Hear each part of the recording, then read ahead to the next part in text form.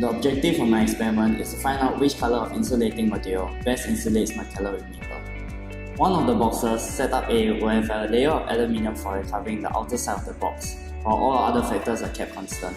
The experiment is then carried out in an indoor location with room temperature and the presence of light. The silver-coated box took a longer time for the ice to melt as compared to the other setup. This is most likely due to the fact that aluminium foil is light-colored silver, which means that it will not absorb as much energy from solar radiation and reflects more wavelengths of light as compared to something that is darker in color. Aluminium is also reflective, adding on to its ability to reflect solar radiation away from the container. This helps to ensure that as little heat energy is transferred to the box as possible. Therefore, the lighter and more reflective the cover is, the longer the ice can remain at 0 degrees Celsius. Justin will now present on our second design parameter. The objective of this experiment is to find out which insulating material best diffuses heat transfer. First, two boxes were built out of cardboard and styrofoam respectively. The roughness, thickness, and surface area of the material used to build the boxes were kept constant, ensuring that the only factor affecting the difference in time was the insulating material itself. The ice in the cardboard box took a longer time to melt than the ice in the styrofoam box. While both styrofoam and cardboard are good insulators of heat, the small air spaces within the cardboard makes it a better insulator as air acts as a poor conductor of heat due to the air particles being far apart, making it more difficult for the transfer of heat energy. Additionally, the small spaces that the air is trapped in prevents convectional currents from flowing and thus reduces the rate of heat gain. As you can see, cardboard is the more insulating material than styrofoam. Our third design parameter is presented by Erwin. This design experiment aims to find out how the surface area of the insulating box affects its efficiency in insulating thermal energy.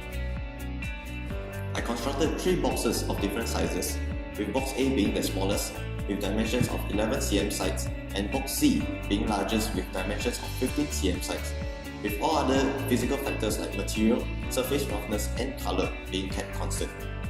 The experiment is carried out indoors at room temperature, placing crushed ice into each box and recording the timing for which the ice remains at freezing point.